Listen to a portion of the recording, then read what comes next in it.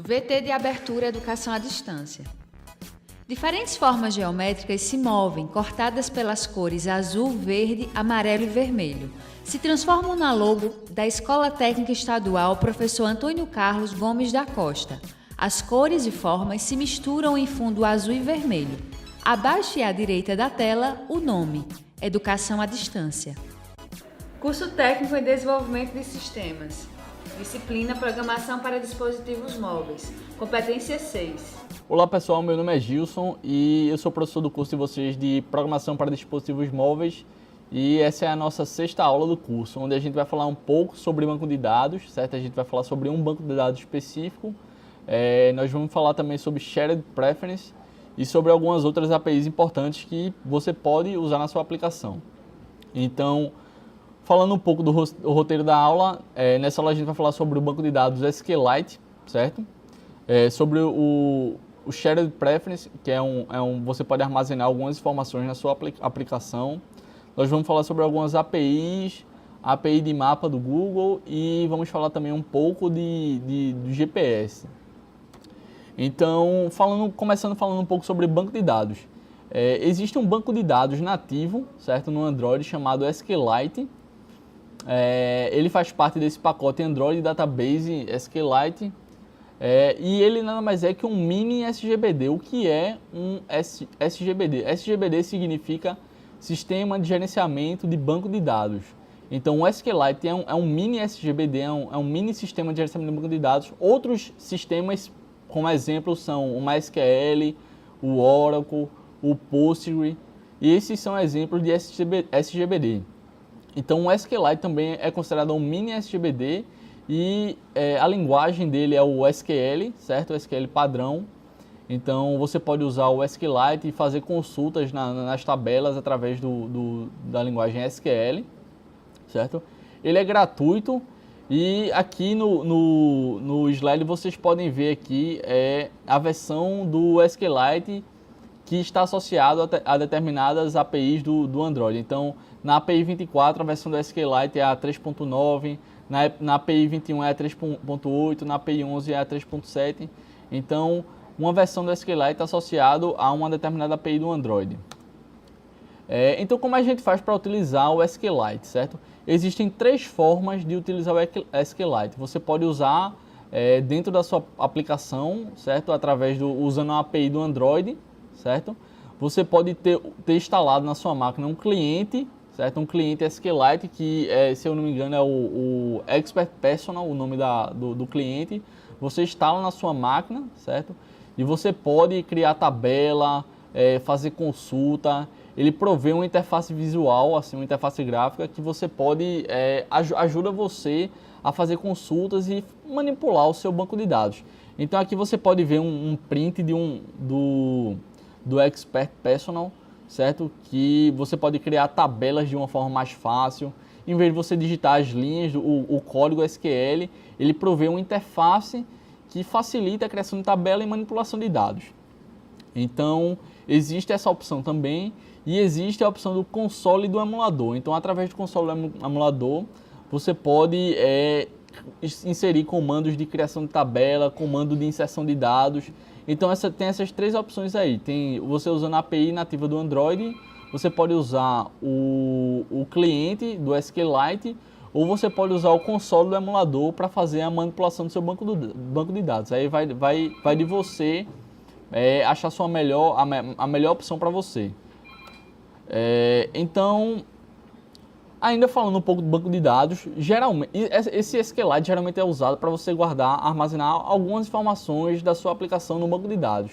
Mas, no geral, quando você precisa de um banco de dados mais robusto para armazenar as informações da sua aplicação e dos seus clientes. Então, você vai ter um banco de dados no servidor, certo? Você vai ter um web service, certo? Que vai se comunicar com esse banco de dados para recuperar as informações, inserir informações no banco. E você vai fazer a requisição desse web service na sua aplicação. Então, imagine que você tem a sua aplicação, você vai ter um servidor, certo? Que você vai consultar, certo? As informações nesse servidor e esse servidor é que vai se conectar no banco. Mas, no caso aqui, você pode usar o SQLite para armazenar algumas informações, certo? Que não sejam críticas no banco de dados local, certo? Do dispositivo. Agora a gente vai falar um pouco sobre Shared Preference, que é bastante utilizado. Então, o Shared Preference são as preferências compartilhadas que você pode armazenar da sua aplicação. Então, você pode armazenar um login de um usuário, certo? Você pode armazenar um token, não armazena a senha, mas armazenar um token. Você pode armazenar algumas informações da sua aplicação no Shared Preference. Então, você imagina que você está usando sua aplicação e o usuário fecha a aplicação e quando ele abrir novamente, aquela informação que você salvou no Shared Preference vai estar lá, foi persistida, ou seja, você salvou e quando o usuário fechou a aplicação e abriu de novo, ela estava salva. Então, você pode salvar uma informação que seja um booleano, pode salvar uma mensagem, um string, que pode ser um login, um float, um int, um long, certo? Então, você pode salvar um conjunto de informações através desse método put, certo? E o nome do atributo do tipo primitivo, boolean, float, string. Então, você pode salvar qualquer informação desse tipo aqui na sua aplicação. Então, aqui a gente está vendo um exemplozinho, certo? De como recuperar o Shared Preference, como salvar a informação, certo? E como depois acessar essa informação para ver o que foi salvo, certo? Então, o Shared Preference pode ser usado para salvar as informações do aceito dos termos de uso da sua aplicação. Então, imagine que sua aplicação tem um aceito, certo?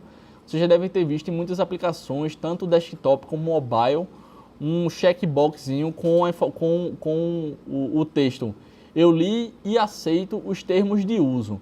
Então, essa informação do eu li e aceito os termos de uso pode ser salvo no Shared Preference. Então, imagine que o usuário abriu sua aplicação, clicou no checkbox e disse que aceitava os termos de uso. Então, quando a aplicação for restartada, quando ela for reiniciada, você pode acessar o Shared Preference para ver se aquela informação foi preenchida.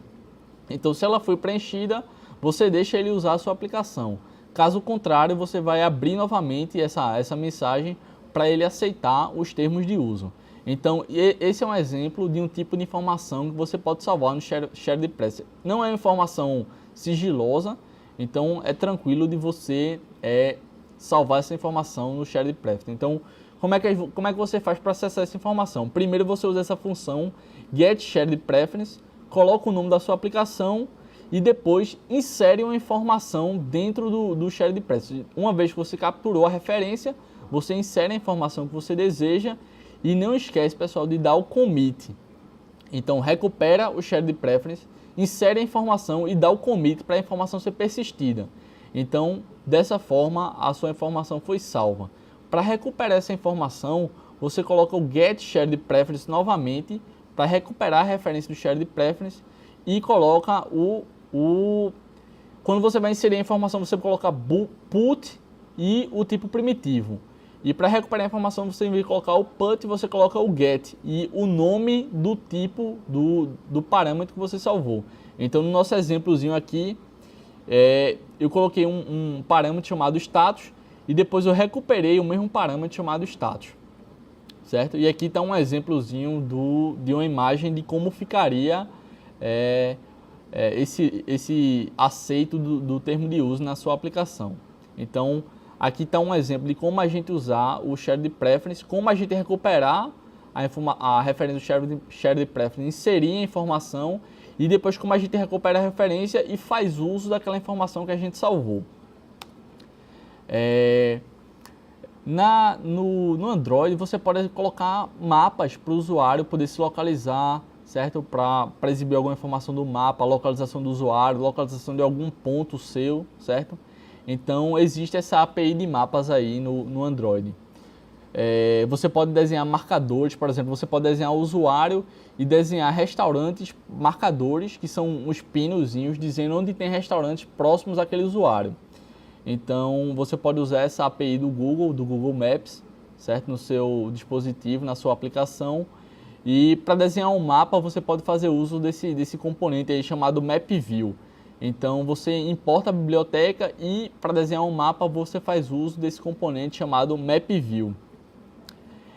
Você vai precisar de acesso à internet, então você vai ter que ir no Android Manifest e explicitar que você precisa de acesso à internet, certo? Porque você precisa se conectar no site do Google, informando uma chave sua, e ele vai liberar permissão para você poder exibir um mapa na sua aplicação, certo? Então é basicamente isso, você vai fazer uso de uma API, certo? Que o Android já disponibiliza do Google Maps. Você vai registrar a sua aplicação no site da Google, certo? E quando você for requisitar um mapa, para o mapa se exibir na sua aplicação, você precisa informar essa chave aí que você criou no site da Google e ele disponibilizou para você poder acessar o mapa na sua aplicação. E na sua aplicação você pode fazer uso do GPS também. Mas o GPS é importante você ter em mente que o dispositivo do usuário precisa ter um hardware de GPS. Não é só você usar a biblioteca do GPS, o dispositivo do usuário também precisa ter um hardware de GPS e você precisa adicionar 2 permissões no Android Manifest para ele poder disponibilizar essa informação da localização do usuário para a sua aplicação. Então, além de você precisar ter o hardware no seu dispositivo, você precisa adicionar 2 permissões no Android Manifest para ele poder disponibilizar essa informação para a sua aplicação. São essas 2 permissões aqui: o Access Find Location e o Access Course Location. Então imagine que você tem um hardware, você adicionou essas permissões no seu Android Manifest e você quer desenhar a posição que o usuário está no mapa. Então você pode fazer uso dessa função aqui, OnLocationChange. Então você vai fazer uso dessa função aí, que vai ser disparada toda vez que o usuário mudar de posição. Então imagine que o usuário está na rua e ele está andando, e à medida que ele vai se deslocando na rua, esse evento aí, OnLocationChange, vai sendo disparado e vai mudando a localização dele, e você pode pegar essa localização nova, essa coordenada latitude e longitude nova, esse ponto novo que ele se encontra no mapa, e pintar a localização dele na tela. Então existe essa API aí do GPS que você pode capturar a informação do usuário. Existem outras APIs, certo? Tem o FCM, que é o Firebase Cloud Message, que é bem importante, certo? Que é uma API para notificação. Então, quando você está lá por exemplo, o WhatsApp, você está usando o WhatsApp e você recebe uma notificação que alguém falou com você. Então, provavelmente, esse tipo de aplicação, esse tipo de notificação é feito usando o FCM, certo? Que é o Firebase Cloud Message, que ele manda notificações. Ele pode mandar notificação para apenas o usuário e notificação para um grupo de usuários ou notificação para todos os usuários da sua aplicação. Vai depender aí da sua implementação, vai depender dos requisitos da sua aplicação. Então, é bastante importante, bastante usado. Existem muitos tutoriais na internet falando sobre o Firebase Cloud Message, que é para você fazer notificações, fazer um push notification do seu usuário, pode ser com promoção, dependendo da sua aplicação, pode ser com mensagem, enfim. Existe essa API aí que é bem importante, o FCM, para notificar o usuário de algum evento da sua aplicação. Beleza? É isso, pessoal. A gente se vê na próxima aula. Som direto: Luiz Vitor. Imagens: Leandro Gomes. Interpretação de Libras: Isabela Araújo Carneiro Rodrigues. Audiodescrição: Jonara Medeiros Siqueira. Produção de vídeo: Joana Rodrigues. Ilustração: Miguel Machado. Edição: Anderson Ferreira, Danilo Albuquerque. Professor autor: Gilson de Oliveira. Design educacional: David Souza Nascimento. Maria de Fátima Duarte Angeiras. Renata Marques de Otero. Terezinha Mônica Sinício Beltrão. Coordenação do curso: Anderson Elias. Coordenação executiva: George Bento Catunda. Coordenação geral: Paulo Fernando de Vasconcelos Dutra. Videoaula produzida em dezembro de 2016. Conteúdo produzido para os cursos técnicos da Secretaria Executiva de Educação de Pernambuco, em convênio com o Ministério da Educação, Rede ETEC Brasil.